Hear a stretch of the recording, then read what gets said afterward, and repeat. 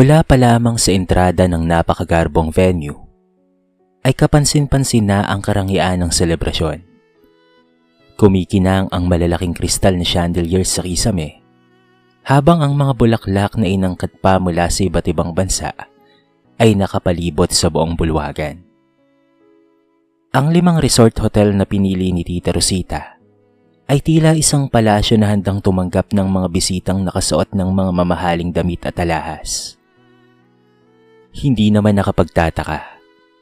Ipinigdiriwang nila ang ika-6 na kaarawan ng asawa nitong si Ernesto, isang matagumpay na negosyante na kilala sa kanilang lalawigan.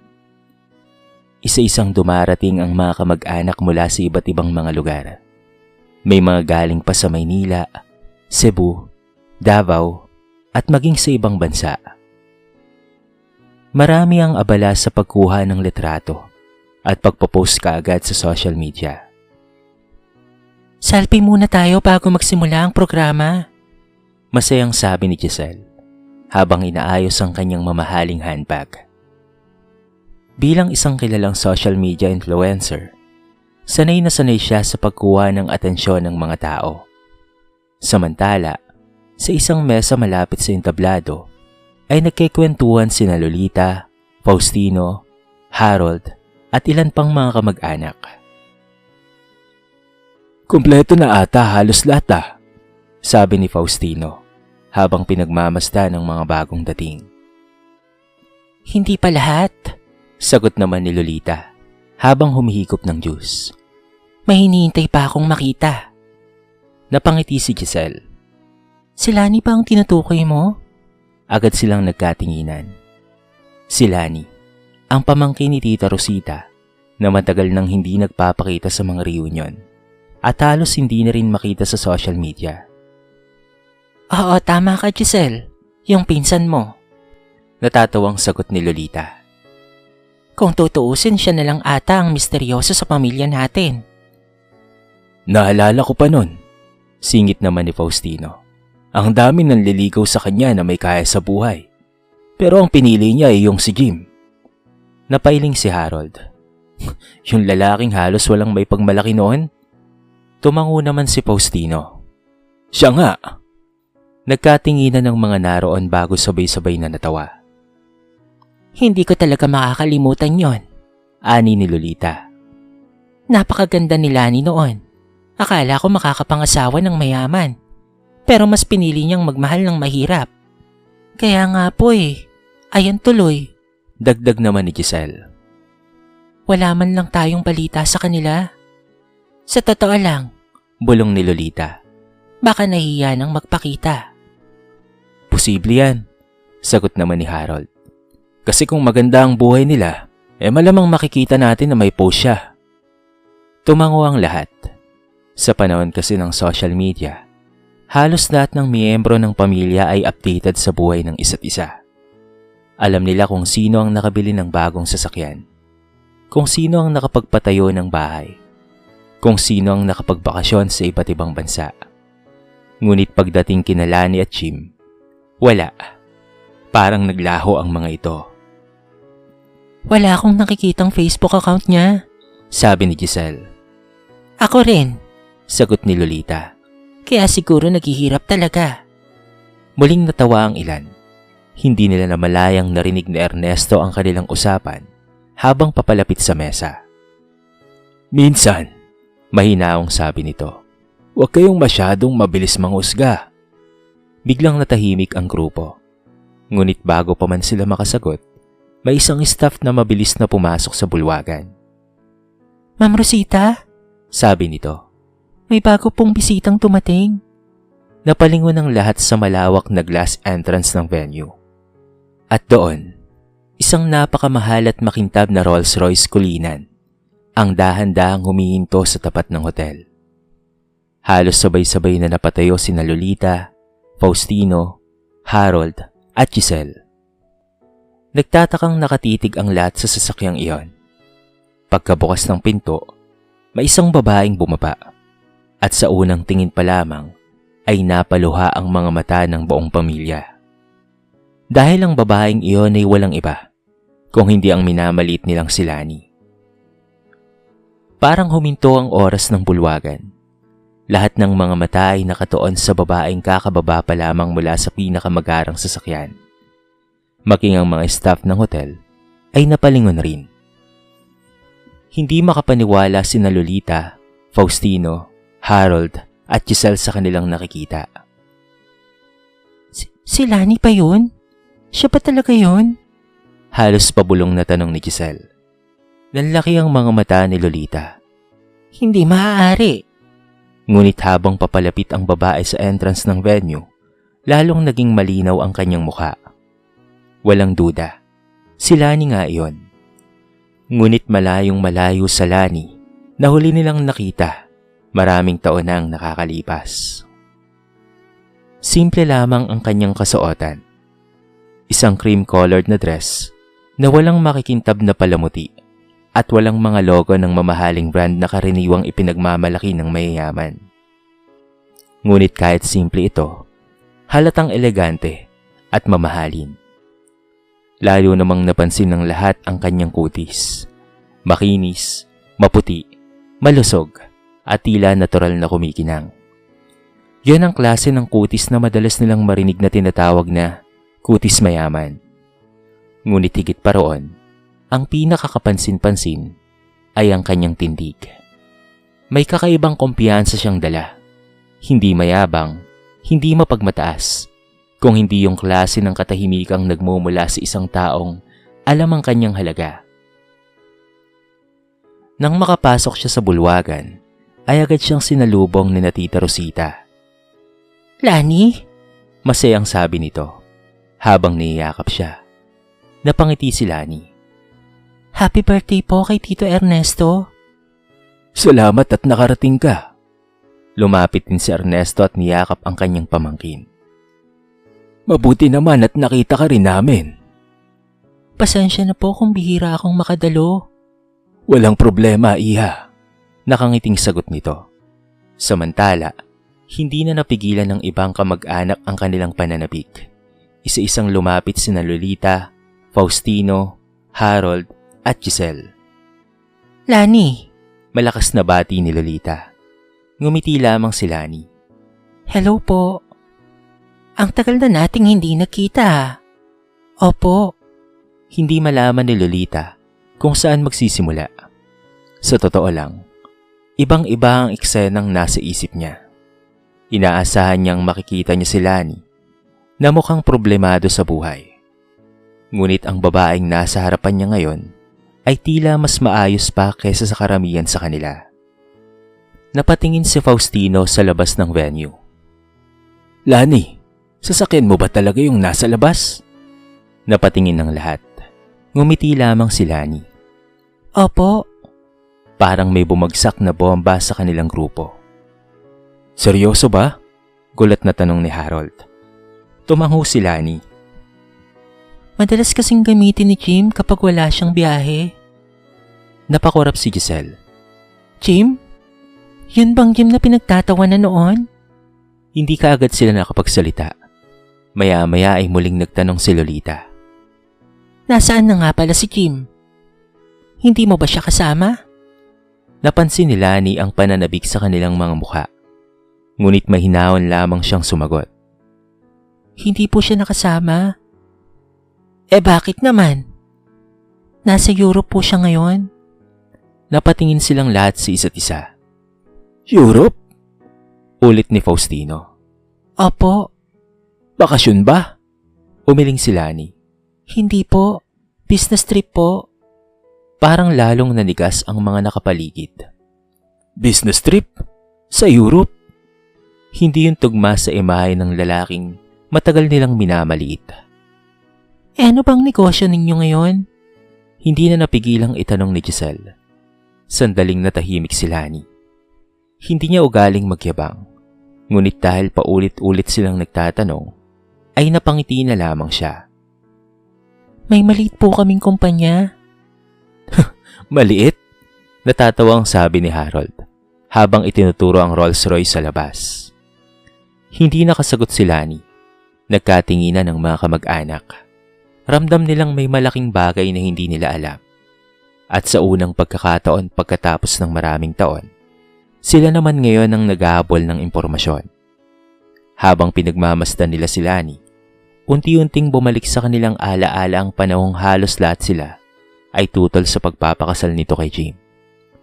Mga salitang binitawan nila, mga panguhusgang ginawa nila, at mga sugat na maaaring iwanan nila sa puso ng mag-asawa. Hindi nila alam na sa mga sumunod na oras, malalaman nila ang katotohanang tuluyang magpapatahimik sa buong angkan. Hindi pa rin makapaniwala sina Lolita, Faustino, Harold at Giselle sa mga narinig mula kay Lani. Habang nagpapatuloy ang programa sa bulwagan, tila wala silang ibang gustong pag-usapan kung hindi ang buhay ng mag-asawang matagal nilang hinusgahan. Sa isang mesa malapit sa hardin ng venue, muling naupo si Lani kasama ang ilang kamag-anak. Isa-isang lumalapit ang mga ito upang kamustahin siya.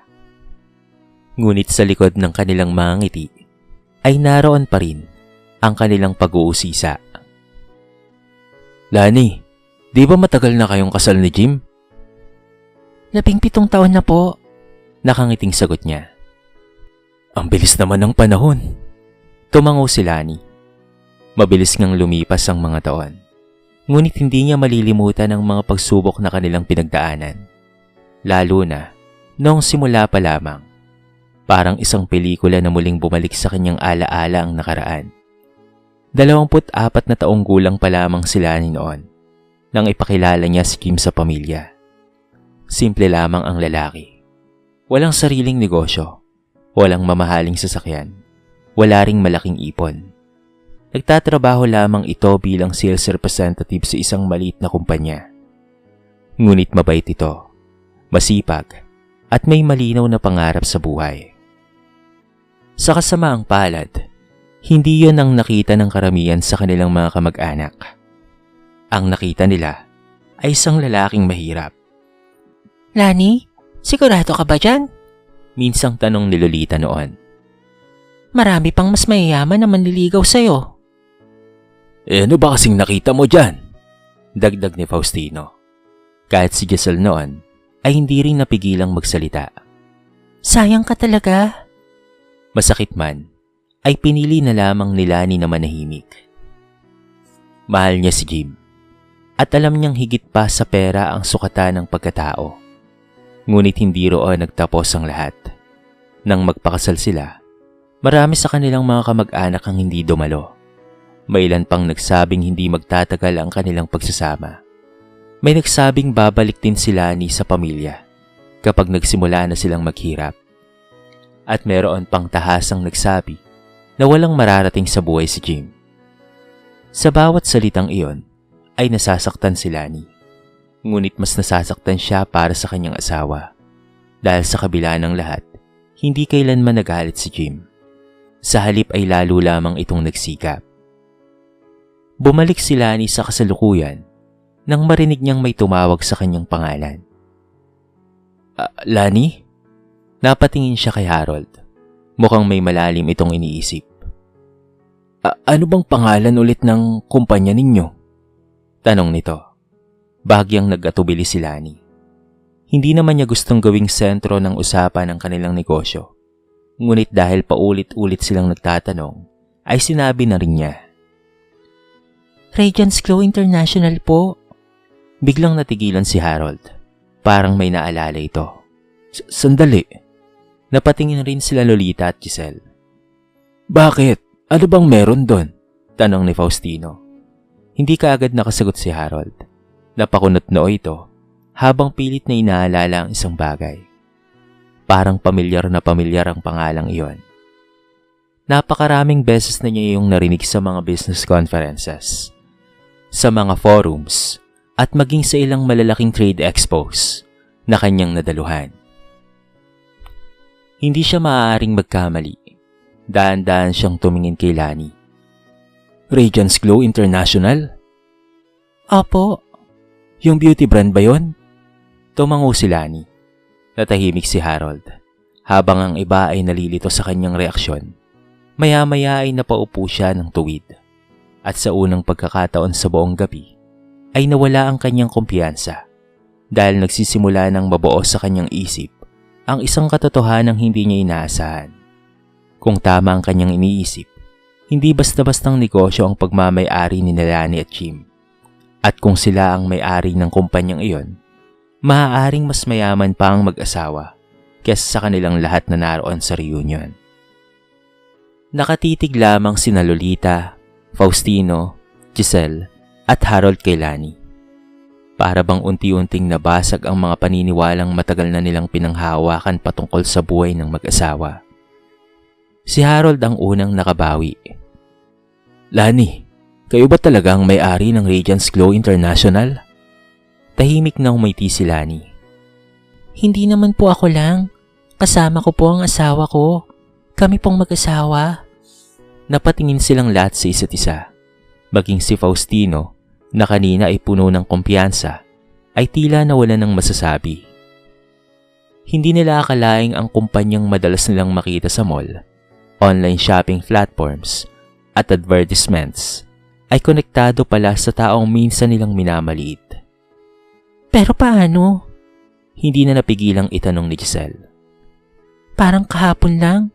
Nagsisimula pa lang kayo. Napatingin si Lani sa malawak na hardin ng resort.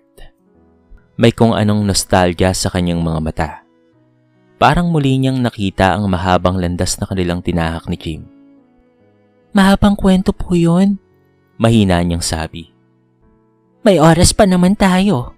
Mabilis na sagot ni Lolita. Napangiti si Lani bago nagsimulang magkwento. Pagkatapos silang ikasal ni Jim, wala silang malaking ipon. Ang perang natanggap nila bilang regalo sa kasal ay yun lamang ang naging puhunan nila upang magsimula. Nakatira sila noon sa isang maliit na inuupahang apartment. Kapag umuulan, may mga bahaging tumutulo ang bubong. Kapag tag-init naman, parang pugo ng init sa loob. Ngunit sa kabila ng lahat, masaya silang mag-asawa dahil pareho silang nangangarap. Isang gabi, habang nakaupo sila sa maliit na mesa sa kanilang kusina, ibinahagi ni Jim ang isang ideya. "Lani," sabi nito noon, "naniniwala ako na balang araw, magkakaroon tayo ng sariling negosyo." Napangiti lamang siya. Hindi ba masyadong malaki ang pangarap natin? Hindi masamang mangarap ng malaki, Lani. Yun ang isa sa mga katagang hindi niya nakalimutan hanggang sa ngayon. Sa tulong ng kaunting puhunan, nagsimula silang gumawa ng skincare product. Maliit lamang ang operasyon. Sa sala sila nag-iimpake. Sa kusina sila naghahalo ng mga sangkap. At sa lumang laptop nila ginagawa ang online marketing. Minsan ay isa lang ang bumibili sa isang araw. May mga araw pang wala silang benta. May pagkakataong halos maubos ang kanilang ipon dahil sa mga produktong hindi na ibenta. At may mga panahon ding gusto na nilang sumuko. Naalala ko noon, Natatawang sabi ni Lani. na halos magkasya na lang sa instant noodles ang budget namin. Napangiti si Harold.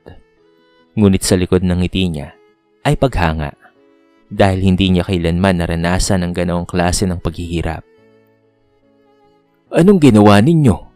tanong ni Faustino. Hindi lang kami tumigil.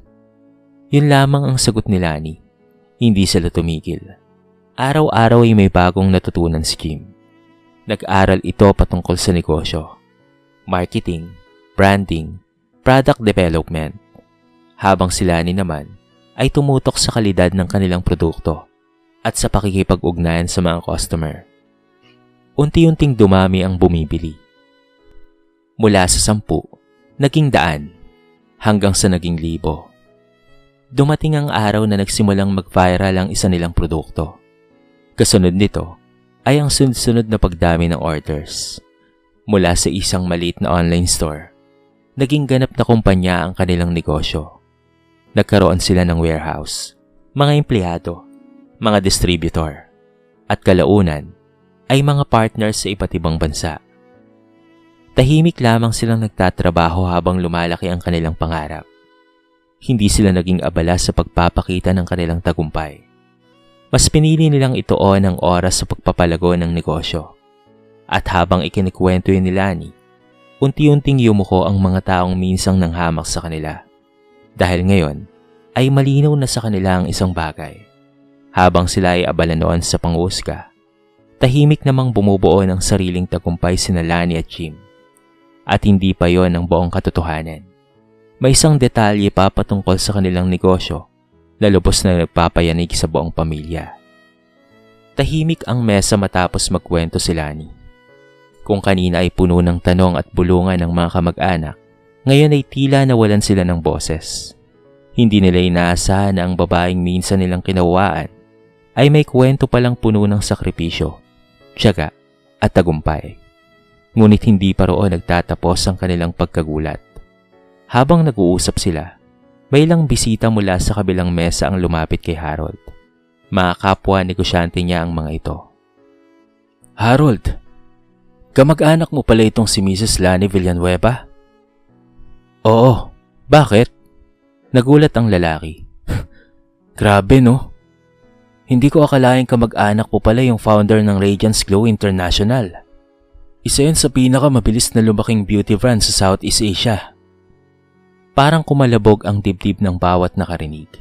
Hindi na ordinaryong negosyo ang pinag-uusapan. Hindi na rin simpleng online store. Isa na pala itong international na kumpanya. Narinig ko pa nga dagdag pa ng isang negosyante, na may distribution centers na sila sa Singapore, Malaysia, Thailand at sa Dubai. Halos hindi makahinga si Lolita. Dubai? Singapore? Thailand? Mga bansang dati ay nakikita lamang niya sa mga bakasyon ng mayayamang tao sa social media. At ngayon, ang kumpanyang pagmamay-ari ni Lani at Jim ay naroon na rin. Ang galing nga ni Jim Sa totoo lang, isa siya sa mga speakers noong International Beauty and Wellness Summit sa London noong nakaraang taon. Biglang naalala ng lahat ang sinabi ni Lani. Nasa Europe si Jim. Business trip. Noon ay akala nila'y simpleng lakad lamang. Akala nila'y nagloloko lamang ito. Pero ngayon ay nauunawaan na nila kung gaano kalaki ang mundong ginagalawan ng mag-asawa. Ang mag-asawang minamaliit nila noon. Unti-unting bumigat ang pakiramdam ni Lolita, Faustino at Giselle. Parang may mga eksenang paulit-ulit na tumatakbo sa kanilang isipan. Mga pagkakataong pinagtawa nila si Jim. Mga pagkakataong hinusgahan nila si Lani. Mga pagkakataong ipinagpalagay nilang walang mararating ang mga ito. Napayuko si Faustino. Ako ata ang isa sa pinakamalupit noon kay Jim. Tahimik lamang si Lani. Ako rin. Mahinang sabi ni Lolita. Hindi ko inakalang magkakamali ako ng ganoon. Maging si Giselle ay nawala ng may pagmamalaki. Bilang isang influencer, sanay siyang makatanggap ng papuri sa bawat post. Ngunit ng gabing iyon, ay may natutunan siyang hindi kailanman may tuturo ng social media. Hindi lahat ng tagumpay ay kailangang i-post. Hindi lahat ng mayaman ay kailangang magpakitang gilas. At hindi lahat ng tahimik ay walang nararating. Sa kabilang bahagi ng bulwagan, pinagmamasdan ni Ernesto ang nangyayari. Matagal na niyang napapansin ang pagbabago sa mukha ng kanilang mga kamag-anak. Ngumiti siya dahil alam niyang dumating na ang oras para sa pinakamahalagang bahagi ng gabing iyon. Hindi ang birthday celebration, hindi ang engranding handaan, kung hindi ang aral na matagal nang gustong ipaunawa ng buhay sa kanilang pamilya. Maya-maya ay tumayo siya at lumapit sa entablado. Kinuha niya ang mikropono at sa kanyang unang mga salita, tuluyang natahimik ang buong bulwagan. Unti-unting natahimik ang buong bulwagan habang hawak ni Ernesto ang mikropono. Huminto ang mga usapan. Napatigil ang mga kumakain, maging ang mga batang naglalaro sa isang sulok ng venue ay napalingon sa entablado. Ngumiti si Ernesto bago siya nagsalita. Maraming salamat sa inyong lahat sa pagdalo sa aking ika-6 na kaarawan. Palakpakan ang bumalot sa buong bulwagan. Ngunit matapos yon, ay naging seryoso ang kanyang mukha. Alam niyo ba, sa loob ng 6 na taong kong nabubuhay sa mundong ito, marami na akong natutunan. Tahimik na nakikinig ang lahat. At isa sa pinakamahalagang natutunan ko ay ito. Huwag kailanman husgahan ang halaga ng isang tao base lamang sa kung ano ang nakikita ninyo. Parang may tumama sa puso ng maraming kamag-anak. Lalo na kina Lolita, Faustino, Harold at Giselle. May mga taong maingay sa kanilang tagumpay at wala namang masama roon. Pero meron ding mga taong tahimik lamang na nagsisikap, tahimik na nangangarap, tahimik na lumalaban. Napatingin siya kina Lani. At minsan, sila pa ang may pinakamagandang kwento. Napuno ng palakpakan ng venue. Nakita ni Lani ang pagngiti ni Tita Rosita mula doon sa may kabilang mesa. Bahagyang namasa ang kanyang mga mata. Hindi niya akalaing darating ang araw na hindi niya na kailangang patunayan ang sarili sa mga taong minsang nagduda sa kanya. Pagkatapos ng mensahe ni Ernesto, ay iniabot nito ang mikropono kay Lani. Nagulat siya. Tito? Bakit po? May gusto kaming marinig mula sa iyo. Nagpalakpakan ng mga bisita. Dahan-dahang tumayo si Lani at lumapit sa entablado. Saglit siyang huminga bago nagsalita. Hindi ko po alam kung anong sasabihin. Natawa ng bahagya ang mga tao. Pero gusto ko pong magpasalamat sa lahat. Huminto siya sandali. Sa mga naniwala sa amin noon, salamat. Napatingin siya kina Rosita at Ernesto. At sa mga hindi naniwala, napayuko sina Lolita at Faustino. Ngunit nagulat sila sa mga sumunod niyang sinabi. Salamat din po. Napatingala silang lahat. Kung hindi dahil sa mga pagdududa, panghusga at pagsubok na pinagdaanan namin ni Jim, baka hindi rin kami naging matatag. Unti-unting tumulo ang luha sa gilid ng kanyang mga mata. Maraming beses po kaming bumagsak. Maraming beses po kaming natakot, pero hindi kami sumuko. Tahimik ang buong bulwagan. At isang bagay po ang natutunan namin. Ngumiti siya. Hindi kailangang isigaw ang tagumpay para maging totoo ito. Naging emosyonal ang maraming naroroon. Maging si Giselle ay hindi na napigilang punasan ang kanyang mga mata. Matapos ang programa, ay isa-isang lumapit ang mga kamag-anak upang humingi ng tawad kay Lani. Walang hinanakit na niyakap niya ang bawat isa, dahil matagal niya na silang napatawad. Habang lumalalim ang gabi, nagtapos ang reunion sa tawanan, kwentuhan at mga bagong alaalang nabuo. Ngunit higit sa lahat, nagtapos ito sa isang aral na hinding-hindi nila malilimutan. Makalipas ang ilang oras na upang umuwi si Lani. Lumabas siya ng venue habang ang malamig na simoy ng hangin ang sumasalubong sa kanya. Sa harap ng hotel ay naghihintay ang kanyang Rolls Royce. Binuksan ng driver ang pinto para sa kanya. Bago siya sumakay ay lumingon muna siya sa bulwagang pinagdausan ng reunion. Ngumiti siya, hindi dahil nakita niya ang paghanga sa mga mata ng kanyang mga kamag-anak, kung hindi dahil naalala niya ang mga panahong wala silang ibang baon, kung hindi pangarap, sipag at pananampalataya. Dahan-dahang umandar ang sasakyan, at habang papalayo ito sa venue, may aral na naiwan sa puso ng bawat dumalo doon sa kanilang family reunion. Na hindi lahat ng tahimik ay walang nararating. Minsan ang mga taong hindi mo nakikitang nagyayabang sa social media ang siya pang may pinakamalaking tagumpay, sapagkat ang tunay na kayamanan ay hindi nasusukat sa dami ng likes, followers, mamahaling larawan o magagarang post.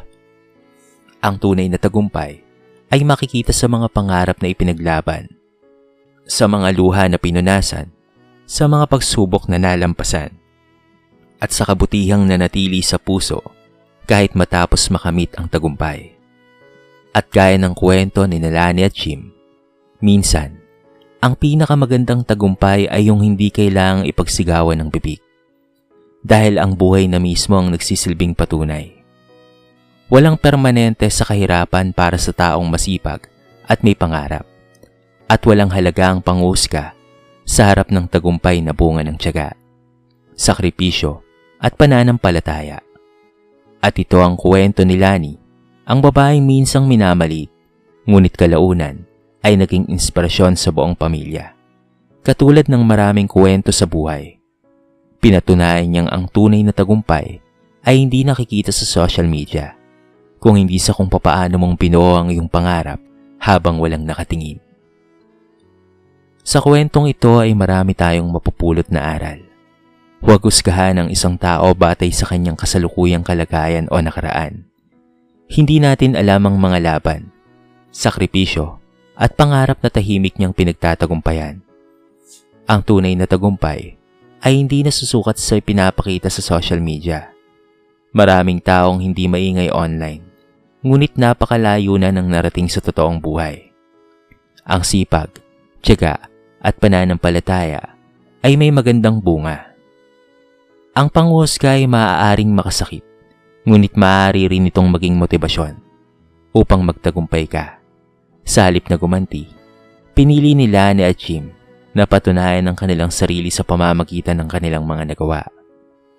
At ang pinakamahalagang aral, huwag maliitin ang taong tahimik na nangangarap, sapagkat balang araw, ang kanyang tagumpay ang magsisilbing sagot sa lahat ng pagdududa at panghusga ng iba. Dito na po nagtatapos ang ating maiksing kwento sa araw na ito. Sana po ay nagustuhan nyo. At sana po ay kinapulutan nyo ng maraming aral. Kayo mga kabarangay, ano ang masasabi nyo sa ating kwento? I-comment nyo naman po sa baba ang inyong mga reaksyon at babasahin natin ang lahat ng yan. I-comment nyo na rin kung taga saan kayo para naman malaman ko kung hanggang saan nakaabot ang video na ito.